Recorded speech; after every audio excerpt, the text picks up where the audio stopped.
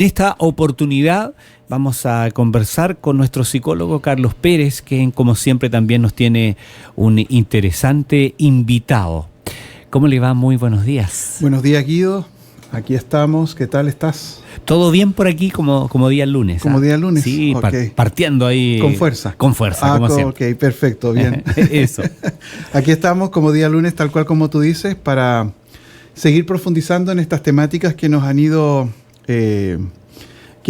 haciendo pensar bastante, me parece, durante este tiempo, sobre todo cuando estamos tratando temáticas relacionadas con el tema de la salud comunitaria, salud mental comunitaria, pero en estos últimos encuentros desde la perspectiva de género y particularmente que hemos reflexionado temáticas desde las masculinidades, que ya llevamos aproximadamente 3 programas con este tema que es tan interesante. Uh-huh. Y hoy día nos acompaña, y que me imagino ya nos está escuchando, Camilo Artaza. Camilo, buenos días. Ya. ¿Aló, Camilo? ¿Nos escuchas? ¿Aló? Sí, te estamos escuchando bien cortado. Yo no sé si estás ahí conectado con algún audífono o algo. Sí, estoy conectado con un audífono. ¿Me escuchan? ¿Aló? Aló, ahí, sí, un poquito. Un poquito más. Sí, a ver si es que puedes acomodarte un poco mejor para que te escuchemos bien.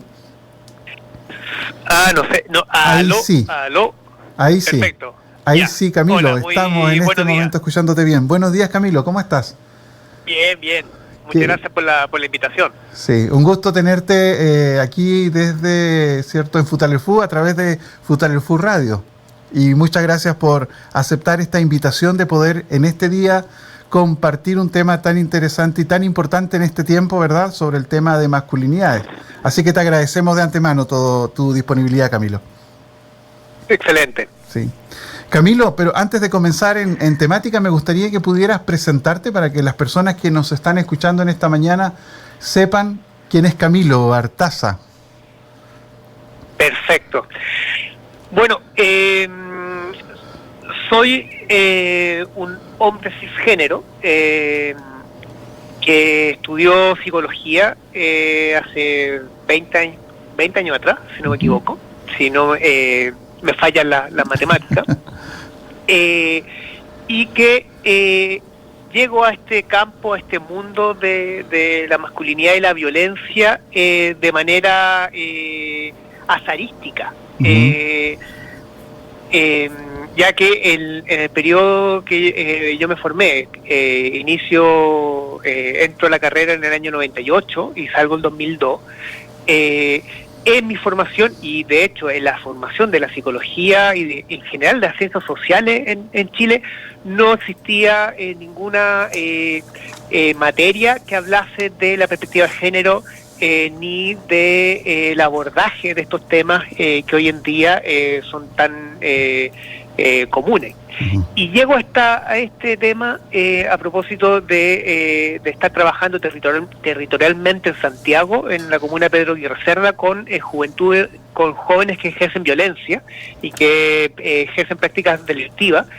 Y allí me contactan un día por teléfono la directora del COSAM y me dice: Camilo, a ti que te gusta trabajar con violencia y con delincuentes, uh-huh, se abrió un programa para trabajar con hombres que ejercen violencia, con hombres que golpean a sus parejas. Okay.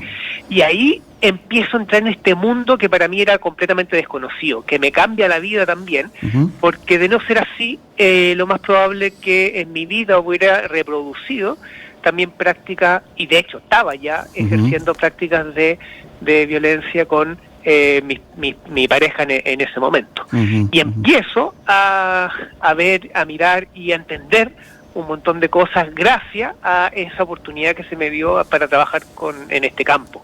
Uh-huh. Bueno, eso inicialmente como para presentar quién soy. Muy bien.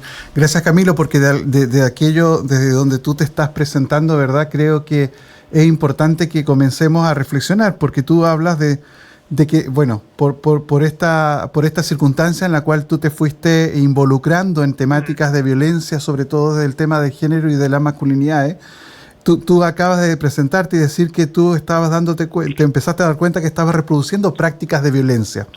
Y cuando tú te refieres a las prácticas de violencia desde las masculinidades, ¿cómo lo podríamos describir? ¿A qué te vas refiriendo con aquello? Porque de alguna manera uno cuando dice prácticas de violencia muchas veces se nos viene a nuestra mente cuando un hombre golpea a una mujer o golpea a otra persona, desde eso también, ¿cierto? Sin duda que es. Pero ¿cómo se comprende hoy día las prácticas de violencia desde las masculinidades? Ya, sí, son múltiples. Por ejemplo, hay autores como Luis Bonino, argentino, español, que él desde también hace unos años atrás, décadas, viene hablando de esta idea de los micromachismos, que lo describe como acciones que operan o se ejercen en lo cotidiano, que en su práctica cotidiana y habitual no se ven. Y por eso lo micro, no porque son chicos, sino porque están tan internalizados que se ejercen de manera casi de manera natural en la vida cotidiana. Y esas prácticas sutiles, esas prácticas cotidianas, comunes, son suertes de violencia que no implican necesariamente la violencia más clásica asociada con el golpe o con el grito, sino habla de formas de prácticas donde impera una imposición de las necesidades de uno como hombre sobre los cuerpos feminizados, sobre las mujeres. Exacto. Sí. Y si tuviéramos que colocar algunos ejemplos de los micromachismos que de repente no nos damos cuenta que ejercemos, como por ejemplo, ¿cuáles colocarías como ejemplo? Por ejemplo, hay uno que el más habitual, que es esta noción o este imaginario que se asocia a la mujer con el lugar del servicio, con el lugar de la atención, es decir, casi como una práctica inherente al lugar de la mujer. Y por ejemplo, en términos de lo concreto, se expresa mucho en prácticas habituales de nosotros los hombres de en las labores del hogar o en el tema de ejercer ciertas cosas del hogar, el hacerlo entre comillas mal, por ejemplo. Es decir, uno se coloca a lavar y uno lava mal, o no encontrar las cosas, entonces siempre preguntarle a la pareja, mira, ¿dónde deja esto? ¿Y dónde está esto? Esas acciones que parecieran ser tan habituales, lo que está instalando en términos como estructurales es siempre poniendo la responsabilidad y la atención sobre los aspectos de lo cotidiano a la mujer. Entonces sigue reproduciendo, sigue poniendo sobre ella la responsabilidad de todos los aspectos que sustentan la vida. Sí, y llevándolo a lo concreto en el hogar, por ejemplo, es como que sintiendo que todas las cosas del hogar o las labores del hogar corresponden a la mujer y el hombre llega y solamente está ahí esperando a que le diga, entre comillas, en qué puede ayudar, y no es que se sienta responsable, ¿no? Por todo lo que significa dentro de un hogar, me imagino. Justamente.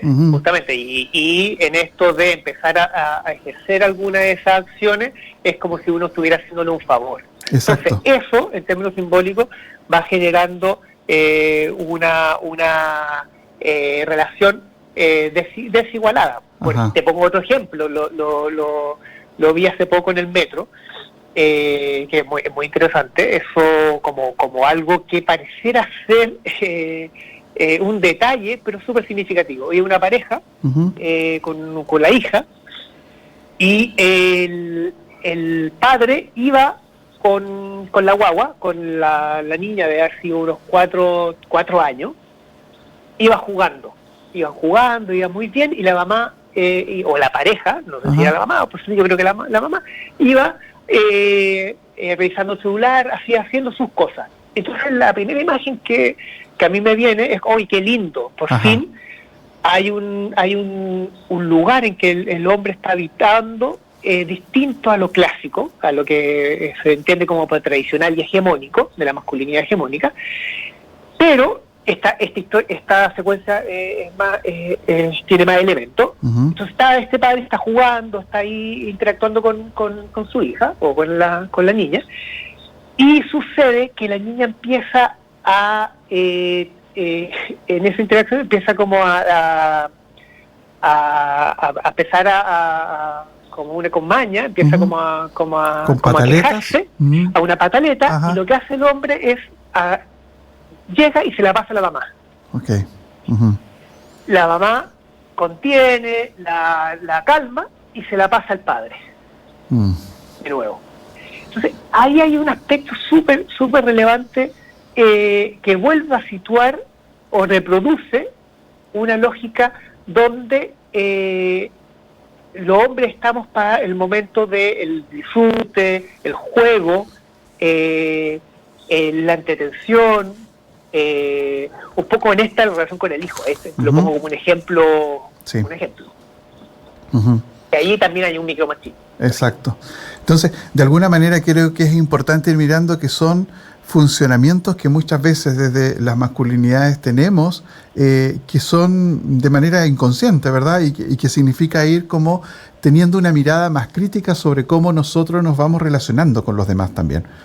Porque la semana pasada en algún momento hablábamos con Salvador Bello, que no sé si lo conoce, ¿no? Es parte del grupo de la Universidad de Chile, que trabaja masculinidades, ¿verdad? Pero una de las cosas que también conversábamos y que me parecía bastante interesante era el tema de que muchas veces nosotros, como varones, aprendemos a relacionarnos con los demás porque hemos tenido relaciones con el mismo género, ¿no? Hemos aprendido a relacionarnos con los demás porque hemos tenido contacto con otros varones. Y de alguna manera una de las cosas que conversábamos ese día era que a lo largo de nuestra historia muchas veces nos hemos relacionado con los otros también a partir de la sumisión y de la dominación, y que muchas veces nos ha significado tener que estar validándonos todo el tiempo frente a los demás. Entonces, desde esa perspectiva uno podría pensar también que va de alguna manera eso instalándose en nuestra forma de relacionarnos desde lo masculino, ¿verdad? O desde las masculinidades, que de alguna manera lleva a que se ejerza violencia desde los micromachismos con un afán de validarnos también. No sé, ¿qué piensas tú de eso? Sí, es un fenómeno muy propio de estos tiempos, que uno lo podría ligar también con elementos, porque esto está intersectado, se van fortaleciendo a partir de múltiples dimensiones. Es decir, ahí tenemos el sistema patriarcal, pero también como el sistema neoliberal hoy en día pugna o sitúa a los sujetos, y tanto hombres como mujeres, atravesados por este tema de ser de la validación. Es decir, uno vale a propósito de lo que es capaz de hacer, de lo que produce, de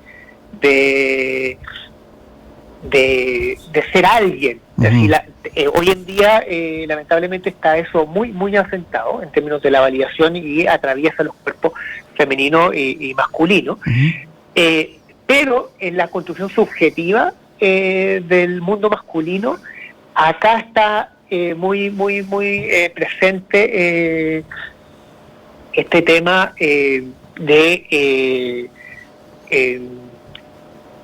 que algunos autores sitúan en esta idea de la caja de la masculinidad. No sé si también lo enunciaron en las otras conversaciones, de esta idea de ser importante, ser siempre fuerte, de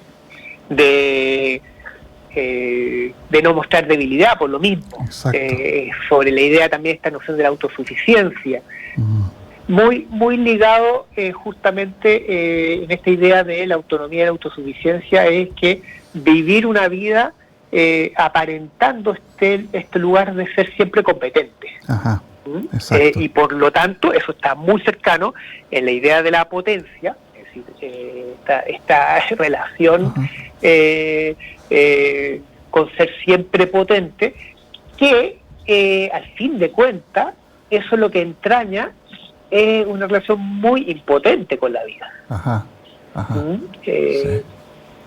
de mucho temor ante la vida. Porque de eso Camilo, tú con tu experiencia de ir acompañando a personas que han ejercido violencia, ¿verdad? ¿Cómo se va manifestando eso en lo concreto?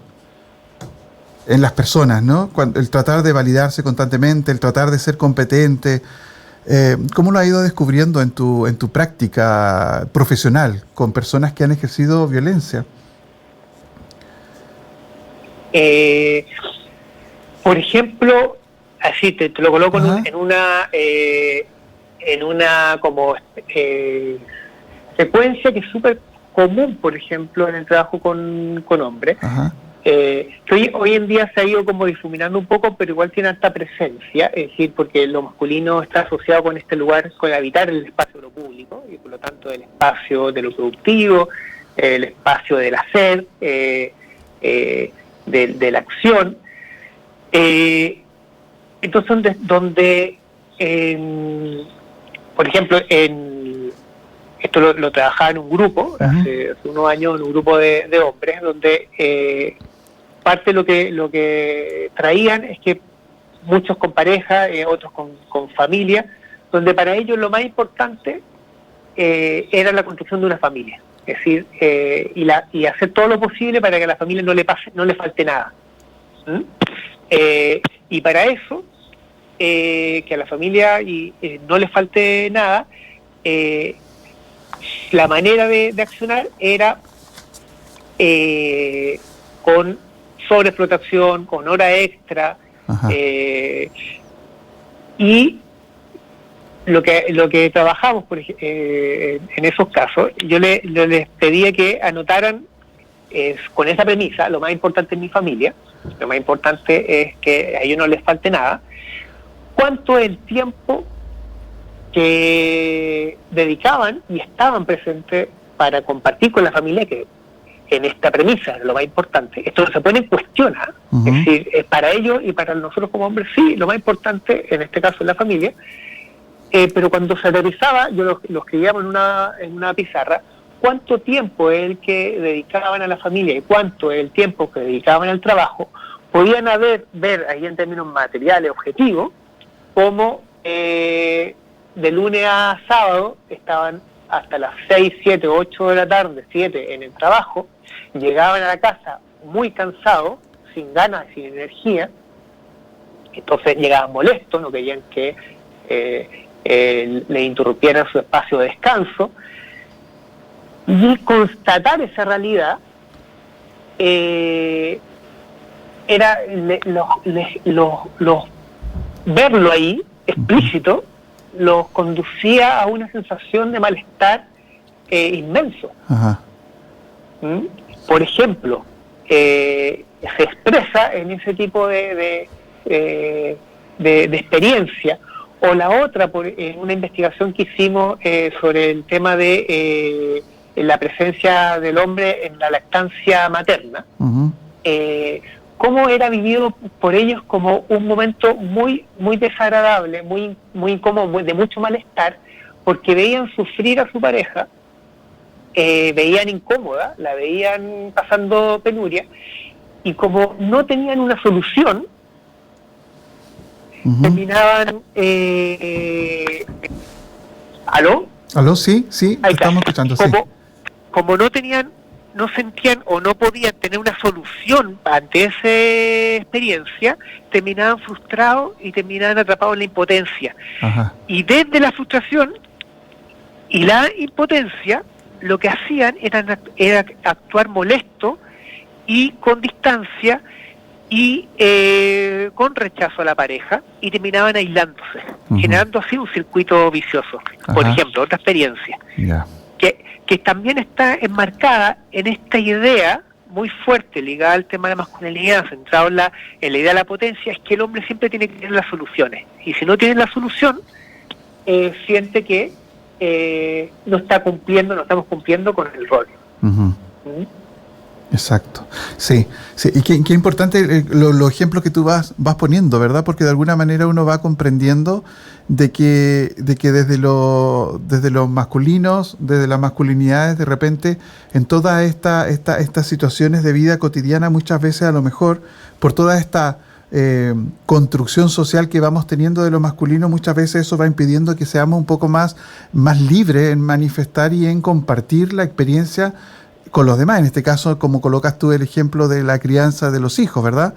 Y que eso va muchas veces a lo mejor mezclándose con esta sensación de impotencia y también de frustración que se vive.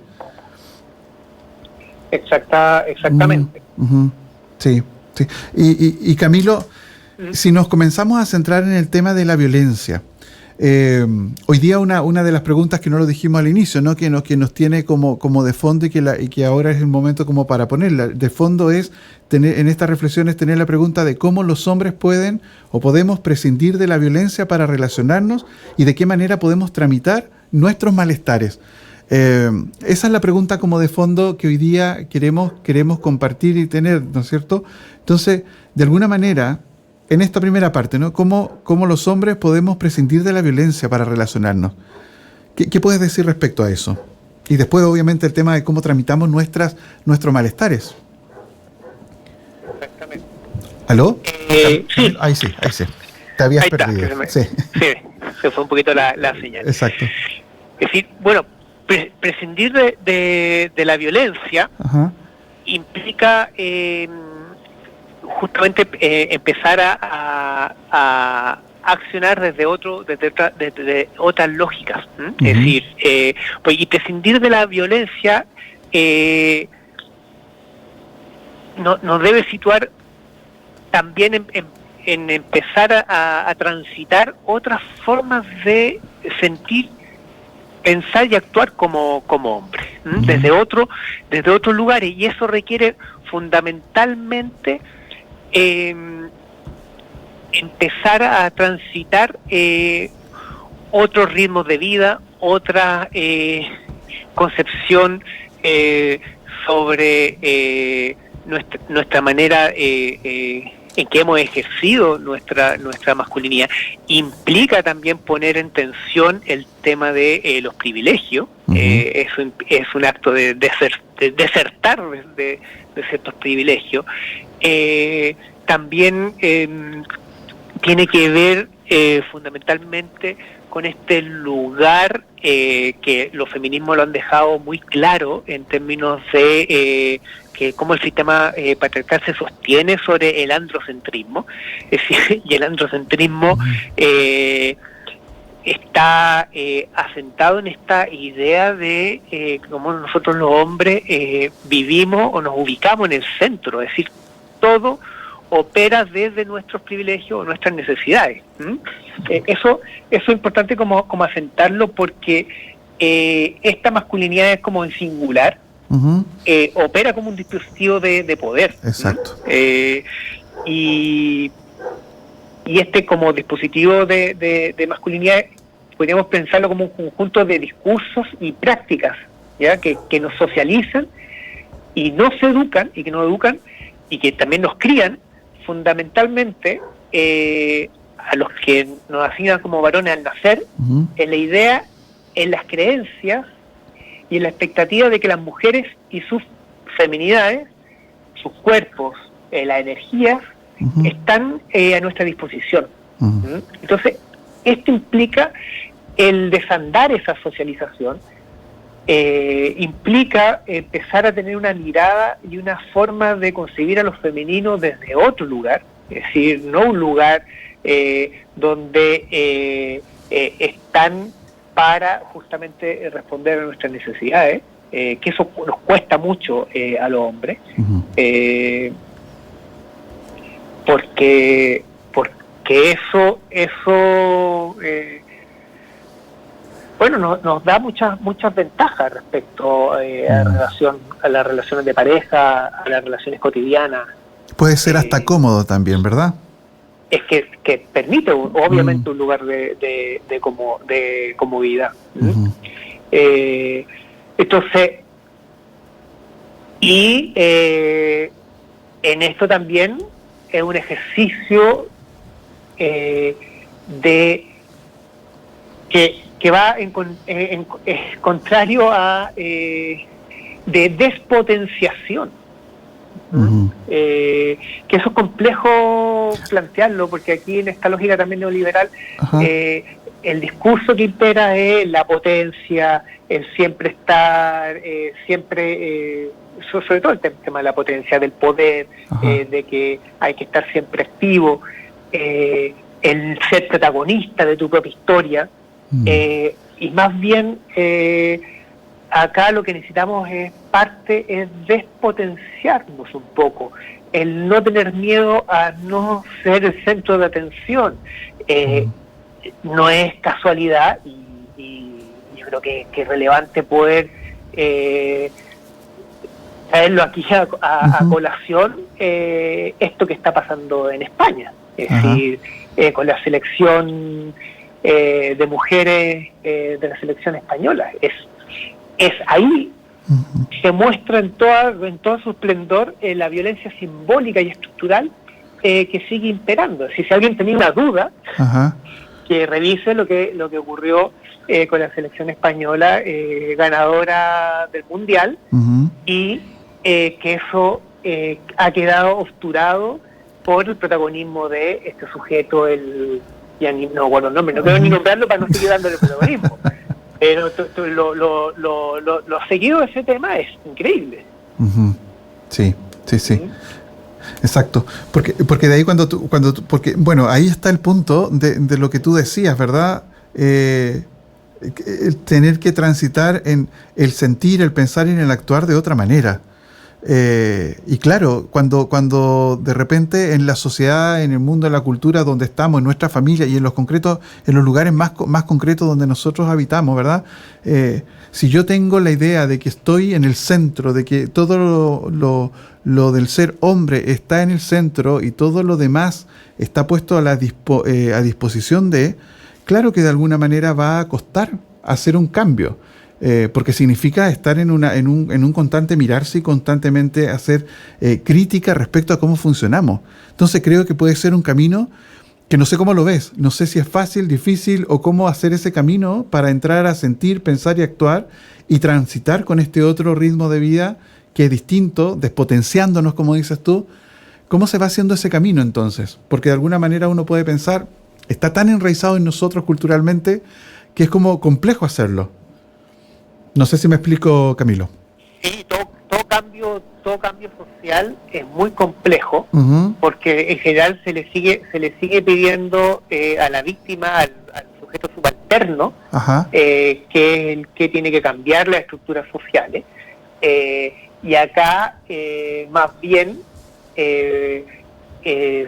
aquí el discurso al que está hablando a nosotros los hombres, que estamos en un lugar, que habitamos un lugar de privilegio, y que desde esos privilegios obviamente vamos a hacer todo lo posible por mantenerlo.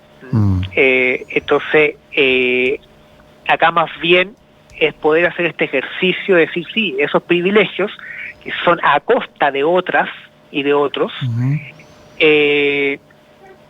al final terminan condenándote una vida, y que esto lo ha trabajado harto Rita Segato respecto a la complicidad masculina, como nosotros como hombres terminamos aferrándonos a una suerte de club de masculinidad que termina siendo muy rígida, muy normada, y que cuando empezamos a verlo como con mayor profundidad, empezamos a ver lo atado que estamos a formas de vida que no nos enriquecen, que no nos abren a experiencias como de diálogo más amorosas, porque estamos asentados en el control. Estamos aferrados a la necesidad de estar por encima. Entonces hay una lucha permanente. Claro, bueno, sí, estoy ¿Aló? para poder... ¿Aló? ¿Aló? Hay algo que está... Eso, ahora sí, como, ahora sí. Es como que se metió un audio ahí sí. por medio. Sí, exacto. Tú hablabas del control, ¿no? De dejar de Sí. tener el control. Eh, claro, eso, porque dejar de tener el control puede significar que nos conecte con algún tipo de malestar, ¿no? Porque ahí está lo otro, esta pregunta que nos está guiando hoy día, ¿no? ¿Cuáles son? Porque perder el control muchas veces a lo mejor nos coloca de una manera muy, no sé, como muchas veces lo decimos, se nos puede mover el piso, porque vamos dejando el privilegio, pero también eso provoca ciertos malestares en nuestra vivencia desde las masculinidades, ¿no? Como varones. Sí. ¿Cuáles son esas malestares que tú vas descubriendo que tenemos desde nuestro ser como varones y desde nuestra vivencia de las masculinidades? Perfecto, sí. Ahí hay unos autores que hablan desde el estudio de la masculinidad, que el tránsito y la forma en cómo vivimos cotidianamente los hombres están atravesadas por los malestares y los molestares. Es decir, ¿Cuál es la diferencia? ¿Malestares? Los malestares son aquellos que atravesamos a propósito de estar reproduciendo y ejerciendo sobre nuestros cuerpos este lugar de las potencias, que Kimmel lo habla de las 7P, de la violencia, que es el poder patriarcal, la percepción de derechos a los privilegios, el permiso a actuar desde la productividad, el protagonismo, o Rita Segato también esta idea de las P de la potencia, la productividad, el vivir desde la potencia, y los malestares que conlleva eso, y que también eso se ha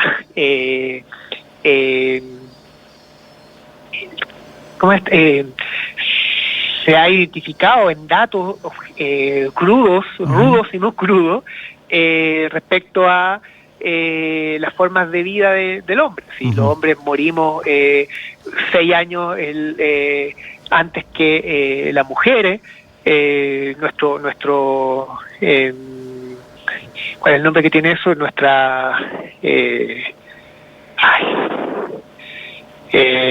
Bueno, el tema también de los suicidios, son 4 veces más propenso el suicidio masculino que el femenino, a propósito de que en esta configuración masculina el hombre no pide ayuda, entonces por eso más proclive al éxito en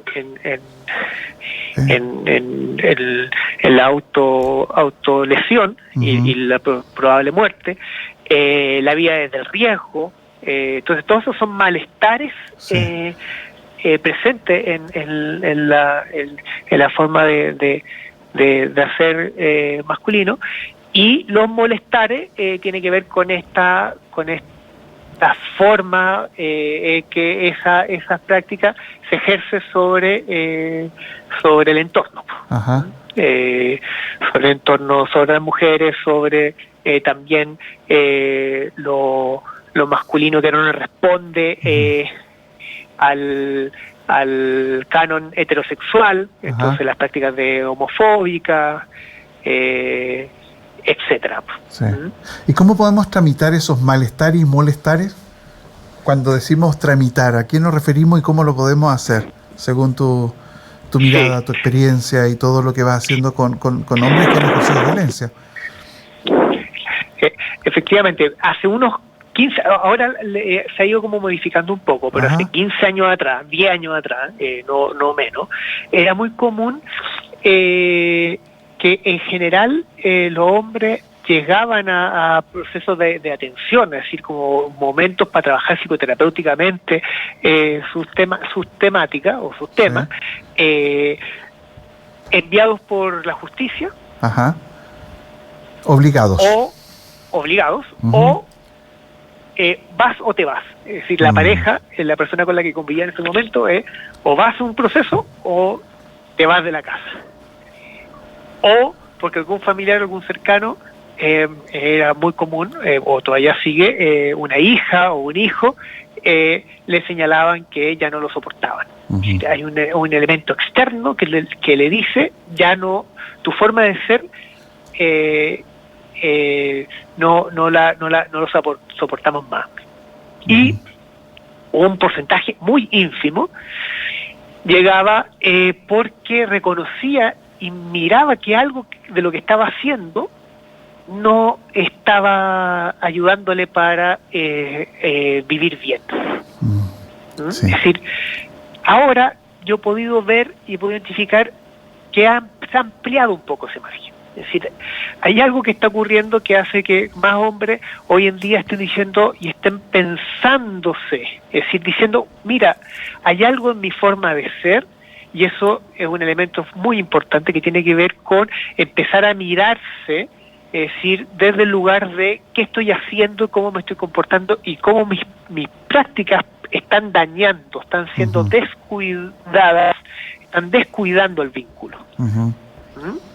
Que eso no era muy común, porque lo que esperaba normalmente era esta idea de que este lugar del hombre él, hacía todo bien, no se equivocaba, y que siempre eran el resto los que afectaban o estaban impidiendo que las cosas sucedieran, salieran bien.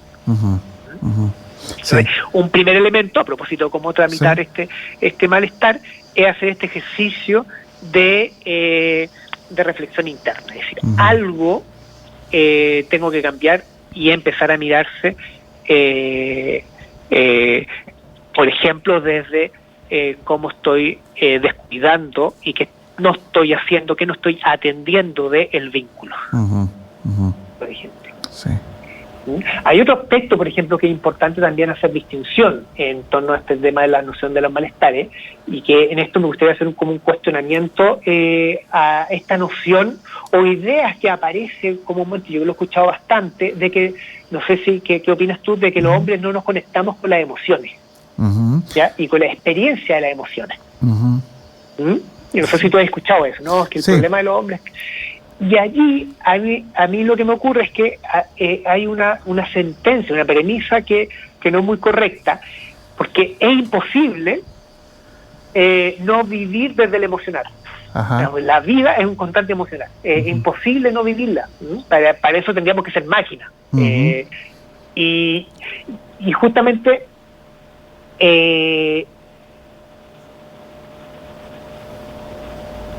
La presencia, ahí está. La presencia del emocionar es inherente a la vida. En la emoción está lo propio de ser seres humanos. Entonces, el señalar que los hombres no se conectan con la emoción, lo que estamos diciendo es que se pierde su condición de humanidad. Es decir, no hay humanidad ahí. Y lo que acontece es que la emoción que predomina es la rabia. Entonces, es una emoción sobre representada. Casi aparece como una emoción constitutiva de nuestro ser. Entonces, también un elemento importante es poder hacer este ejercicio de mirar esa rabia, es decir, ¿qué nos está diciendo? Cómo esa rabia vuelve a colocar esta idea de evitar la impotencia. Entonces, ponerle palabra a la rabia y no ponerse al otro, y porque ahí se coloca la palabra y se pone y se coloca el acto, es fundamental. Sí. Y qué interesante lo que tú dices, ¿no? Porque sí, claro, en nuestros espacios más populares, cuando uno va hablando, ¿no?, en el tema, dice, claro, los hombres no tenemos posibilidad de conectarnos con nuestras emociones. A lo mejor lo que uno podría estar pensando, que uno dice ahí, es que por esta mirada más patriarcal o de repente la mirada de lo masculino más rígido, donde de alguna manera tengo que tener el control, todo aquello que hemos hablado antes, a lo mejor nos va un poco, voy a colocar una palabra, ¿no?, bloqueando o nos vamos de repente, vamos no permitiendo colocarle nombre a lo que nos va pasando, porque nos da un poco también de temor de colocar nombre a nuestras emociones. Quizás no es que no estemos desconectados, sino que es como que tampoco sabemos colocarle nombre. porque culturalmente a lo mejor tampoco lo hemos aprendido, cultural y familiarmente. Todo el tema de las gestiones de las emociones o de cómo vamos relacionándonos con nuestra emocionalidad, de alguna manera también eso podemos decir que lo vamos aprendiendo en un contexto familiar, cultural o en el espacio en donde nos movemos. ¿Podrá hacer esa diferencia también? O sea, más que no nos conectamos con las emociones, cómo vamos gestionando las emociones, ¿no? Lo que muchas veces se habla, la inteligencia emocional y todo aquello. Sí, exactamente. Y además porque acá la inteligencia emocional también es súper relevante, porque la inteligencia emocional, lo que está ahí siempre está situado, porque acá hay un orden también ideológico, hay un esquema de inteligibilidad que sigue situando que uno tiene que ser inteligente para de afuera. Exacto. Es decir, el tema también en la gestión tiene que ver también con el control. Es decir, la lógica neoliberal es la lógica de la gestión, como tú gestionas todo. Es decir, y la gestión tiene que ver con no equivocarse. Y eso nos vuelve al mismo circuito. Es decir, uno no se puede equivocar porque la equivocación es igual señal de fracaso. Y si uno fracasa, no vale. Sí. Entonces, es un eterno retorno, porque hay una lógica que impera ahí, que sigue situado y que sigue reproduciendo también, y que había una tergiversación también respecto al poder femenino, en términos que no es el discurso plenamente feminista en términos del empoderamiento individual. Con esto me voy a referir un poco a esta idea de apropiarse de lo público, es decir, cómo lo masculino sigue, o nosotros los hombres, sigue estando como premisa fundamental esto del hacer, del estar en el afuera, el tener una presencia importante en el espacio de lo público, entonces, y que nada atente contra esta posibilidad de habitar lo público, y en eso, todo aquello que me impida, y acá se atraviesa por el tema de la supuesta libertad, todo aquello que me impida poder desarrollar mi proyecto, es una amenaza. Y muchas veces los hombres ponemos eso en las parejas como alguien que atenta con mi posibilidad y mi libertad de hacer lo que yo quiero, lo que yo necesito, de poder cumplir con mi proyecto. Entonces sigue asentado en este y volvemos al punto de origen del androcentrismo. Es decir, nuevamente esta masculinidad que solo se mira el ombligo, que tiene como esta impronta de que tiene que generar un proyecto que es un proyecto personal, y en tanto tiene que ser la figura, un poco esta idea del hombre de la casa, que ya no se escucha tanto esto, por ejemplo, de acepciones, por ejemplo, de el tener los pantalones bien puestos. Eso ya es como de los años 70, como esta señal de la hombría.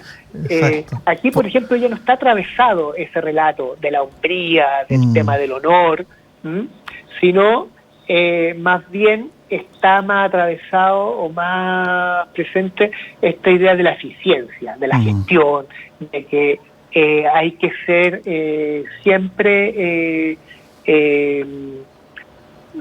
como muy asociado con acercarse casi a la perfección, así, hacerlo todo bien. Sí.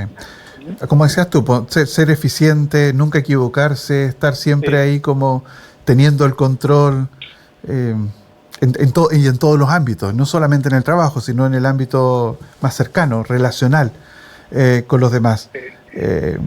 Sí, eso va. Y desde eso, el tema de las relaciones, ¿no? ¿Verdad? Como, entonces, de alguna manera, creo que un desafío importante, mirando desde esta lógica que tú nos estás mostrando en este día, ¿no? De tener que hacer un tránsito hacia un ritmo distinto en el sentir, en el pensar y en el actuar.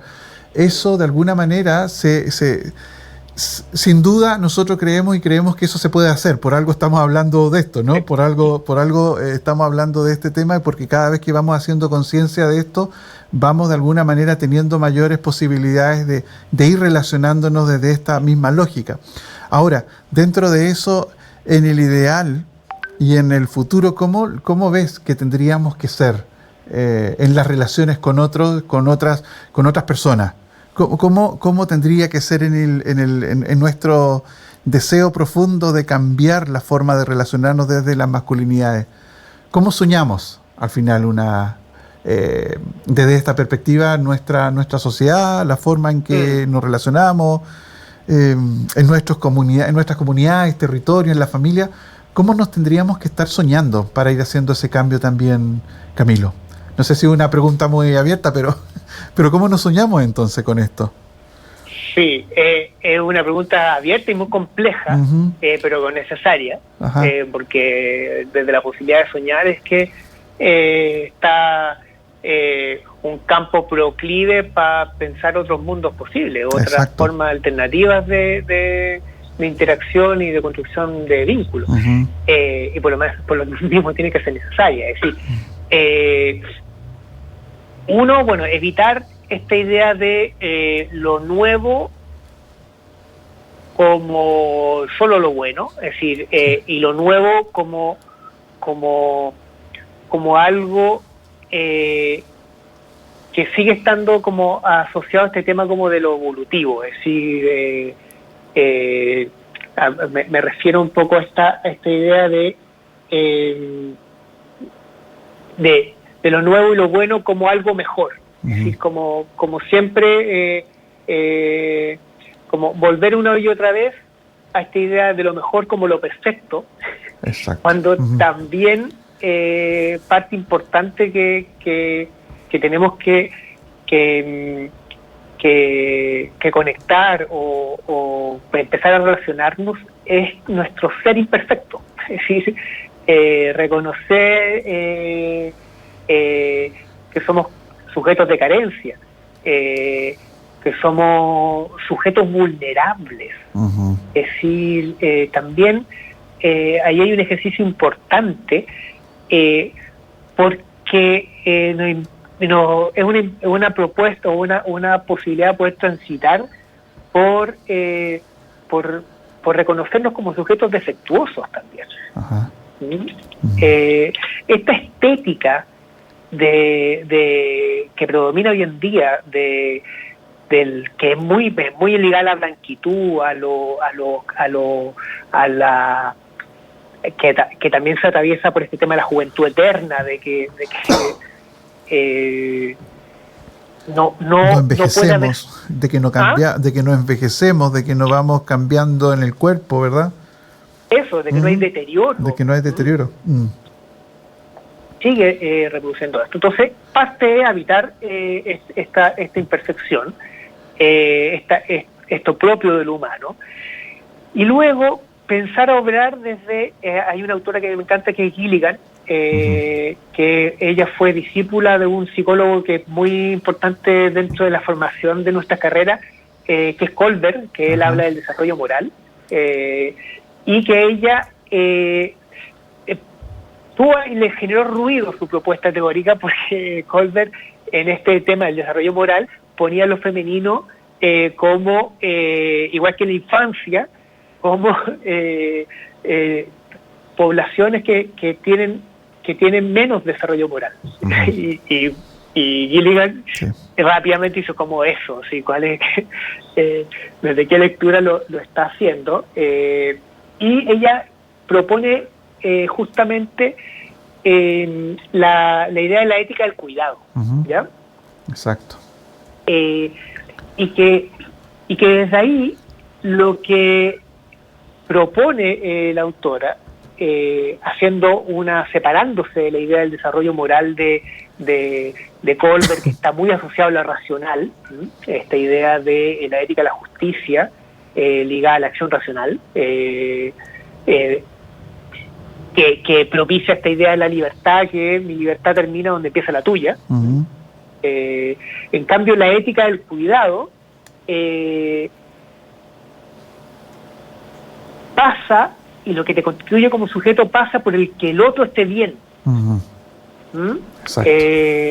Es una concepción y un posicionamiento distinto en la vida, que me gustaría como traerla o explicarla mejor con una concepción muy hermosa de la sabiduría africana, que dicen en esto del Ubuntu: yo soy porque tú eres. Uh-huh. Y por lo tanto, acá lo que está puesto es la relación del entre, esto uh-huh. que está y se constituye en aceptarnos como sujetos sociales. Sí. Entonces, cada acción que yo hago o haga va a repercutir en otros. Y en eso veo al otro como un otro legítimo, como siempre nos propone Maturana, y no como una amenaza, no como alguien que va a impedir mi desarrollo, que nos pasa mucho a los hombres. Exacto. Y porque la ética del cuidado de alguna manera nos saca de estar en el centro, ¿no? Porque, como decíamos de nuevo, muchas veces nos colocamos en el centro pensando en que son los demás que tienen que, entre comillas, servirnos. Entonces la ética del cuidado nos saca de nosotros para colocar, como dices tú, para colocar nuestra fuerza en procurar el bienestar de los otros, en el bienestar de otras personas. Exactamente. Uh-huh. Exactamente, que eso ha sido un lugar en que se ha situado por toda la vida a los cuerpos feminizados. Exacto. Desde esta idea esencializada de mujer madre. Ajá. Uh-huh. ¿Ya? Que tiene todo un constructo simbólico y un imaginario respecto a mujer madre, entonces asentar la casa, en el espacio lo íntimo, sí. Y eso volvemos como la definición original en términos del sexismo, y lo hombre y lo masculino en lo de afuera, en lo público. Uh-huh. Y que bueno, ahí volvemos a la concepción clásica. Exacto. De cómo dicotómica. Exacto. Sí, Camilo, mira, son las 12:04 ya, me parece, ¿verdad, Guido? Tenemos que ir cerrando la reflexión de hoy día. No sé si Guido tiene alguna pregunta o alguna reflexión. No, es que he estado escuchando demasiado atento en el programa, así que por eso no tengo ninguna pregunta hoy día, así que sí. Así como, porque en base a todo lo que se ha planteado, uno que va mirando y es como la secuencia de como del hombre, o sea, ese hombre preocupado, ese hombre que tiene que trabajar para sostener la familia, lo que decía Camilo también, o sea, de qué manera, entonces igual como se ha ido, y como le digo, he ido escuchando, y eso como la herencia que uno quedó de los papás, más o menos. Exacto.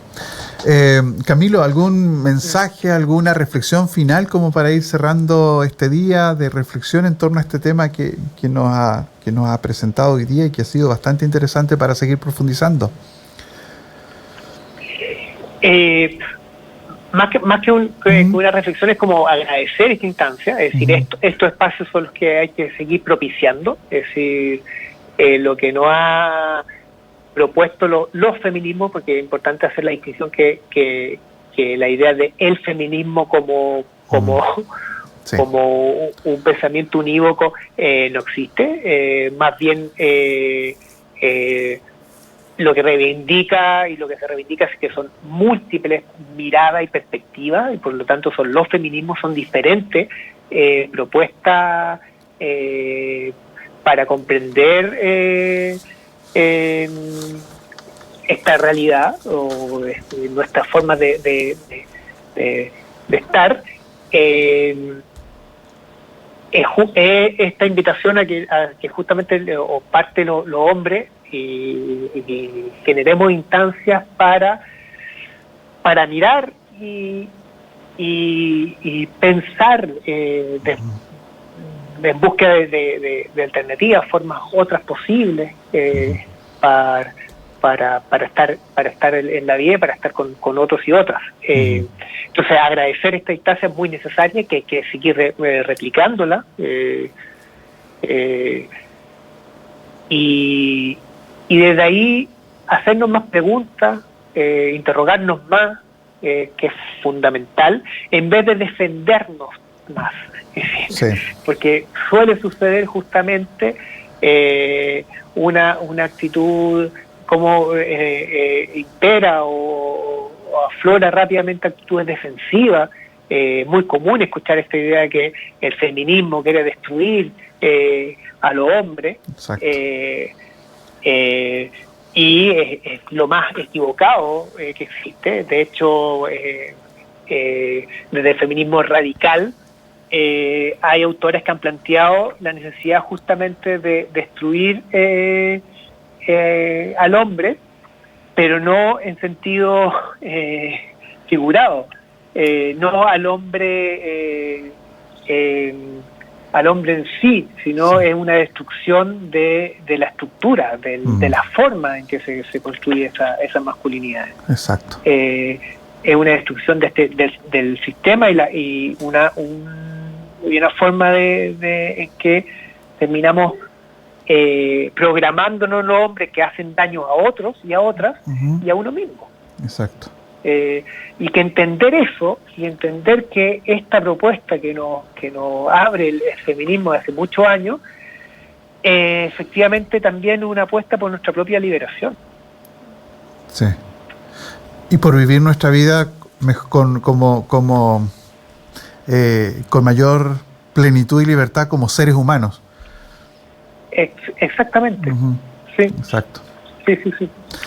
Que va directamente por ahí, y que va asociado también con también una invitación que hace tiempo en su planteamiento ha hecho Rita Segato, que es apostar por una relación histórica por los vínculos y no por las cosas. Exacto. Y cuando hablamos de una relación histórica que se dirige o que busca como constituirse a partir de los vínculos, es una relación distinta con la vida, es una relación distinta con el espacio, en cómo se habita la naturaleza, etcétera. Sí. Y entra la ética del cuidado en esos vínculos, que es algo muy, muy, muy necesario en este tiempo. Exactamente, sí. Así es. Muy bien, Camilo.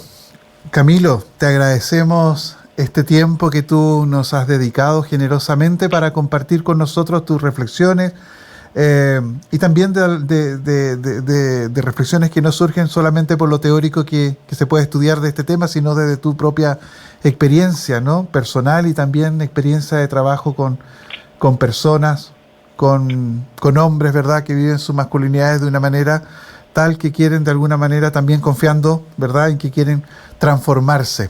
Entonces agradecemos tu disponibilidad en esta mañana y esperamos contar contigo en otro momento y en otro espacio de reflexión sobre estos temas que nos van ayudando, como decíamos, a que como comunidad podamos ir construyendo mejores relaciones y ser juntos y juntas mejores personas, que es lo que buscamos con estos espacios. Sí. Perfecto. Ok. Bueno, pues, muchas gracias por la invitación. Muy bien, pues, un abrazo, que estés bien. Que estés muy bien, chao. Camilo, abrazos. Igual, pues, chao. Nos vemos, chao.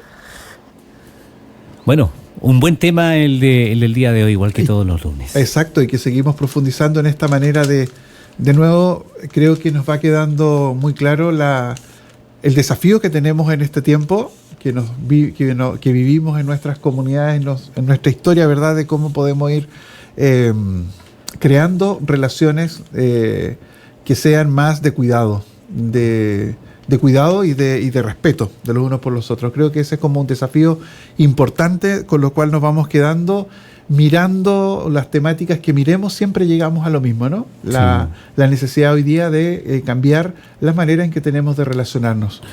para el cuidado. No, y además que todos los profesionales que hemos tenido durante todos los programas como que se van entrelazando. Sí. Y como que de pronto, bueno, algunos no se conocen, pero sin embargo los temas que van tocando, por ejemplo los micromachismos, exacto, que ya los tocamos en un programa pasado y que hoy día nuevamente salen a la luz. Que los tocamos cuando hablamos de la violencia de género hacia las mujeres. Por ejemplo, exacto, claro. Exacto. Entonces son temas que se van entrelazando, pero insisto, yo creo que todas las reflexiones que vamos realizando en esta temática nos van haciendo tomar mayor conciencia de la necesidad de cambiar la manera que tenemos de relacionarnos y tratar de ir cambiando aquella forma de entendernos desde el género, que creo que es también un tema importante para mirar nuestra propia vida y cuestionarnos. Así y ser capaces de mirar nuestra vida para ver cómo la vivimos y nos vamos cuestionando en la forma en que tenemos en este tiempo de relacionarnos. Así es, pues. Hasta el próximo lunes. Nos vemos el próximo lunes, Guido.